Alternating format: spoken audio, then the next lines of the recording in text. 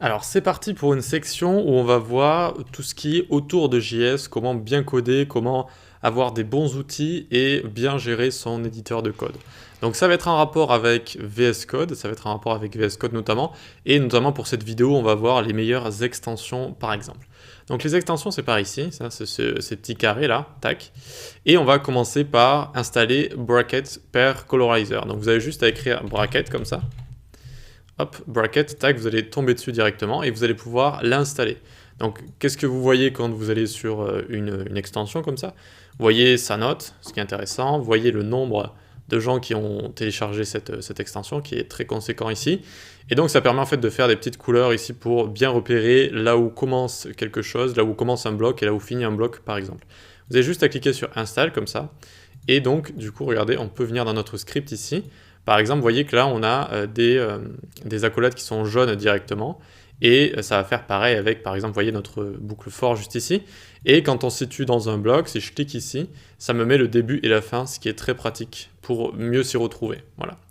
Là, ça va, il n'y a pas trop d'imbrication, mais même ici, oui, ça permet quand même de bien s'y retrouver. Donc ça, c'est bracket per colorizer, comme ça. Nickel. Alors, j'en ai quelques-unes d'autres d'installer. Oups. Alors, on peut fermer ça. Normalement, on les voit, ouais, juste ici. Vous avez le live server qu'on utilise depuis le début. Ensuite, vous avez Prettier. Prettier, vous pouvez l'installer également. C'est très sympa. 9 millions d'installations, hein, rien que ça. Donc, vous pouvez l'installer et regardez ce que ça fait. On va revenir ici. Et par exemple, regardez, je vais faire exprès de présenter ça n'importe comment. Au niveau indentation, vous voyez que je fais n'importe quoi, tac, tac. C'est pas bien présenté juste ici. Donc maintenant, avec Prettier d'installer, je fais Maj Alt F, hop, et ça me remet tout comme il faut. Ça me remet tout comme il faut. Ça va bien me placer mon code en fait, tout simplement. Voilà. Donc c'est assez pratique. Encore une fois, regardez, je refais exprès si vous voulez. Tac, je mets des indentations bizarres, hop, et je fais Maj Alt F, et hop, ça revient comme il faut ici. C'est très pratique quand on a codé, par exemple, pendant 5, 10 minutes, 15 minutes sans s'arrêter et qu'on a fait quelques erreurs d'indentation. Faites juste Maj Alt F et c'est bon, c'est fait. Ensuite, si vous avez envie de changer votre thème, alors moi j'adore le thème de base, hein, pour moi il est parfait, le thème que vous êtes en train de voir à l'écran là, mais vous pouvez avoir envie de changer par exemple, vous allez dans File ici, vous allez dans Preferences ici, et vous allez dans Color Theme ici, hop, et vous allez avoir des thèmes directement, par exemple, par exemple celui-là du coup, par exemple le thème rouge, on va changer ça vite fait, voilà, enfin il y a toutes sortes de thèmes, Monokai, je sais qu'il est assez apprécié, il ressemble au thème de base. Et nous, on va revenir donc sur le thème de base qui est Dark, Default Dark, comme ça. Voilà, nickel. Voilà, donc ça c'est pour les thèmes. Ensuite, dans Preferences ici, vous allez avoir par exemple les Keyboard Shortcuts ici. Alors ça va être tout vraiment les shortcuts, donc la traduction en français, les raccourcis clavier, que vous allez pouvoir avoir. Alors je vais vous en montrer quelques-uns qui sont assez sympas. Il y a CTRL F par exemple. Disons que j'ai envie de chercher capital, comme ça. Et disons que je suis ici. Je fais CTRL F. Et ici, je vais chercher capital et ça va me trouver les occurrences et je vais pouvoir bouger comme ça pour trouver les occurrences. Ça marche avec tous les fichiers, hein, pas que fichier JS. Vous avez également CTRL H qui est très intéressant. Regardez, CTRL H, ça vient de trouver les occurrences, mais maintenant je vais pouvoir les remplacer par quelque chose d'autre. Par exemple, je remplace par ville comme ça. Et regardez, je peux faire remplacer une par une ou toutes d'un coup. Tac. Et ça m'a bien changé tout d'un coup. Voilà. Donc ça c'est CTRL H, c'est très intéressant. Ensuite, on peut avoir par exemple des auto-completion. Donc ici, on fait for et je peux descendre ou alors je clique dessus. Donc ici, j'appuie sur Entrée ou sur Tab. Hop, ça m'écrit une boucle for directement. Et je peux faire let i, hop, alors oups. Et ici, vous allez pouvoir vous déplacer. Maintenant, je suis à array.length, i++, etc. Enfin bref, ça vous écrit en fait une sorte de schéma de base de boucle for et vous n'avez plus qu'à changer tout ce qu'il faut. Vous avez la même chose pour console log par exemple, où hop, on écrit ça, ça nous écrit directement le console log ici. Donc voilà, ça c'est quelques raccourcis, je vous laisse en découvrir d'autres si vous voulez, il y en a vraiment énormément. Ensuite donc, on peut également over, donc c'est-à-dire survoler les choses et on va voir quelques définitions. Par exemple, si je survole une variable, et bien je vois par exemple qu'ici c'est un string, c'est une chaîne de caractères. Donc ce genre de choses assez sympathique. Ok, très bien, donc je voulais parler auto-completion, over pour voir les définitions, CTRL F, CTRL H, très bien.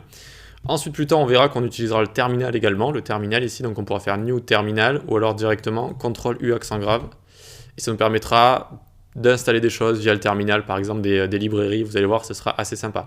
En fait, ça vient remplacer CMD, l'invite de commande hop, qu'on a juste ici d'habitude, on l'a directement intégré avec VS Code dans notre dossier. Vous voyez qu'elle est user, Enzo Ustaris, desktop et cours complet JS. On est directement dans notre dossier en fait. Voilà. Très bien, donc ça c'est le terminal. Ensuite on va avoir Emmet. Alors Emmet c'est plus pour index HTML et style CSS. Regardez. Vous connaissez peut-être déjà, c'est une extension qui a été tellement populaire parmi les développeurs qu'elle est installée de base avec VS Code. Vous n'avez pas besoin de l'installer, elle est installée de base. Et donc ici, par exemple, je fais div.maclass, j'appuie sur Entrée ou sur Tab et ça m'écrit div.maclass comme ça. Et en fait, j'ai même pas besoin d'écrire div de base, je peux juste écrire .maclass comme ça, tac, et ça me l'écrit, ce qui est extrêmement pratique. On peut également avoir des ID en faisant hashtag mon ID, hop, vous voyez ce genre de choses. On peut également mélanger les deux. Ok, div mon ID, tac, etc. Voilà, donc ça c'est Emmet et ça a des raccourcis quand on les connaît bien assez puissants. Notamment, regardez, si vous voulez, on va faire div avec la classe container, puis à l'intérieur il y aura une liste avec la classe list, puis à l'intérieur il y aura des li avec la classe item et il y en aura 6 comme ça, et on fait donc x6, hop, et vous voyez que ça nous fait tout ça d'un coup. Alors que ça aurait été beaucoup plus long à écrire juste à la main et puis écrire les balises fermantes, etc. Voilà. Donc c'est assez pratique, ça s'appelle Emmet. Et donc en CSS également, si on vient en CSS ici, on a pas mal de petites astuces. En général, quand vous allez écrire les propriétés, il va vous proposer comme ça des auto-completion. Donc ça va vous proposer la suite en fait. Par exemple, je mets pad juste. Ah, alors du coup non, pad avec 2D comme ça, padding. Et ça va vous proposer directement tout ça. Je sais que si vous écriviez... Alors normalement, si on fait pad 20... Ah non, je crois que j'avais un raccourci en tête avec padding pour écrire 20 par exemple, mais je m'en souviens plus. Sinon vous avez background, vous écrivez, voilà, ça vous propose toutes les propriétés directement, vous pouvez voilà, les écrire rapidement.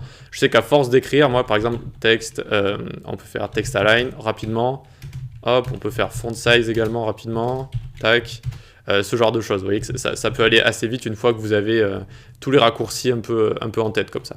Pour le CSS, c'est vraiment juste en tapant, ça va vous proposer la suite directement.